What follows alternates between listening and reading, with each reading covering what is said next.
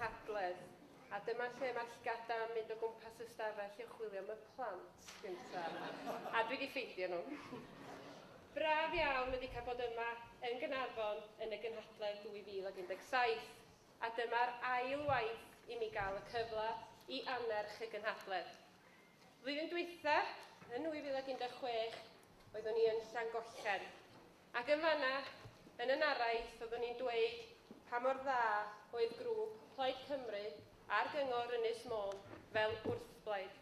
Wrthblaid oedd yn gyfrifol, wrthblaid oedd ag geddfedrwydd, wrthblaid ac oedd yn gwneud gwahaniaeth, ac nath cadw at ei gair, ac ei gair i'r etholwyr yn 2013 oedd adfer enw Da Môn. Nes i ddeitha chi hefyd be oedd fy nyhead. Nes i rannu efo chi mod i'n fodlon ar fod yn arweinydd yr wrthblaid. Ond, mi oeddwn ni isio bod yn arwain y cyngor y Môn.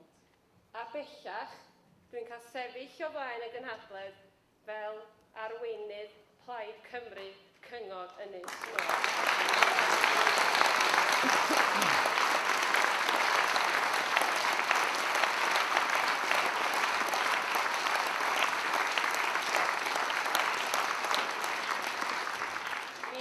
Etholiad 2017 yn etholiad brwdfrydig y Môn gyda pob un sef a chystadleuaeth iddi. Mi ddodd pob un o'n cynghorwyr ni yn ôl fel i'r rôl a mi enillwyd mwy o seddi. Ni ydy'r plaid sydd wedi cael y mwyaf o gynghorwyr erioed ar gyngor Ynys Môn.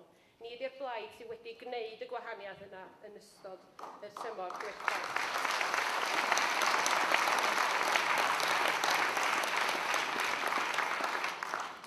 Y rheswm cychwynnu si efo'r aeddfedrwydd nes i nodi yn 2016 oedd mi oedd rhaid mynd i drafodaethau. Mi oedd rhaid mynd i drafodaethau mwyn gwneud yn sicr bod Cyngor Môn yn parhau ar y gwaith a bod gennym ni dîm o gynghorwyr cryf. Mi oedd y trafodaethau yna'n drafodaethau hawdd. Oherwydd y modd oedden ni wedi gweithio yn y 4 mlynedd diwethaf, mi ddodd na griw o aelodau annibynnol at ni oherwydd bod gennym nhw'r un dyhead, gwasanaethau da i bobl Môn ac yn cytuno gyda'n egwyddor ni fel grŵp. A mae'n braf iawn ei bod nhwtha hefyd wedi cefnogi fi, yr aelod ifanca o'r cyngor, i fod yn arweinydd ar y cyngor. Yn ystod yr haf, derbynwyd adroddiad Data Cymru. Dwi'n meddwl bod yna gynodau yn hanes Cyngor Môn bod ni ddim eisiau gweld yr un adroddiad data yn dod allan. Ond mi oedd hon yn adroddiad oedd yn glod mawr i'r ffordd fuodd y cyngor yn cael ei wireddu ac i weithio yn ystod yr weinyddiaeth dwytha. A mi ddudodd cynghorydd Meirion Jones pan dderbynwyd yr manylion. Dyma be mae wrthblaid gyfrifol yn gallu gwneud. Wrthblaid oedd wedi rhoi gwasanaethau a pobl yn gyntaf. Mi oedd y tabl yn y Western Mail yn rhoi cyngor Ynys Môn yn y 4 ucha yng Nghymru o ran ansawdd a perfformiad gwasanaethau.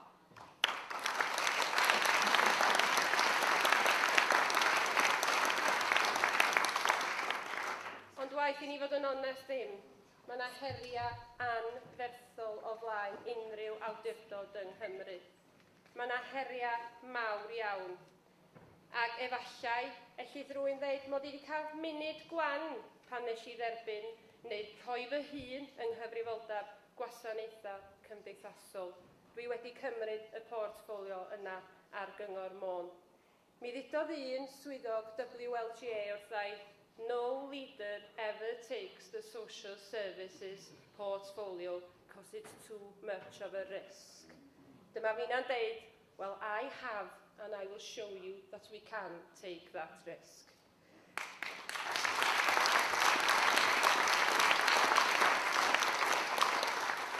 Mae'n wir i ddeud bod gwasanaethau cymdeithasol yn gwegian, ond mae o'n wasanaeth sydd yn hanfodol pwysig. Dwi'n sefyll o'ch blaen chi yn gwybod bod y gwasanaeth yna heddiw yn edrych ar ôl plant y Môn, plant sydd angen ei gofalu. Dwi hefyd yn gwybod bod yna bobl wedi cael eu codi o'i gwely bore yma oherwydd y gwasanaeth yna sy'n cael ei roi. A mae gwasanaethau cymdeithasol i fi yn hanfodol ac yn angenrheidiol i gadw pobl i ffynnu cyn gymaint ag allan nhw yn eu cymunedau. Ond mae gennym ni gyllideb, does. Braf fysa medru cynnal y gwasanaethau yma fel da ni isio. Ond mae gennym ni gyllideb. A'r ffordd dwi'n rhannu y gwybodaeth yna efo pobl ifanc, ia, dwi'n bencampwr plant a phobl ifanc y Môn, a dwi'n trio cael llais nhw i fewn i'n penderfyniadau. Y ffordd fi rai ddisgrifio fo ydi, dwi wedi cael 5 punt i mynd i'r siop, mae rai fi gofio cael y bara a'r llefrith, a wedyn dwi eisiau chydig o ddiod, creision a siocled.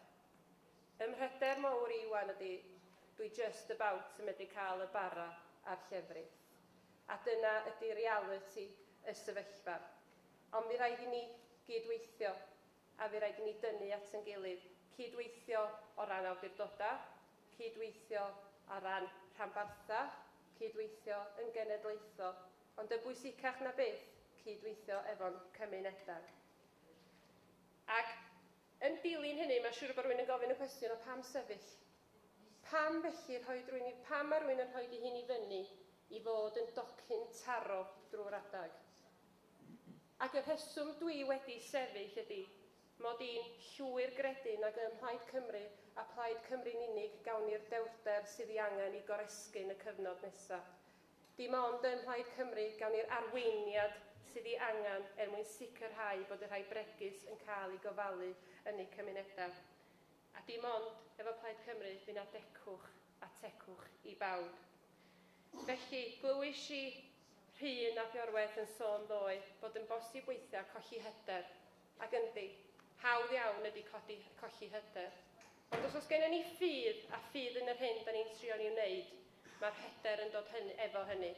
A be dwi'n ofyn i bawb aelodau Plaid Cymru ydy rhannu'r neges bod gennym ni'r ffydd yn ein neges ni, ffydd yn ein egwyddorion ni, ac wedyn mi gawn ni'r hyder gan yn cymunedau a'n genedlaethol na Plaid Cymru di'r unig blaid bydd yn rhoi buddiannau ein pobl ac yn pobl Cymru yn gyntaf. Diolch yn fawr iawn i chi.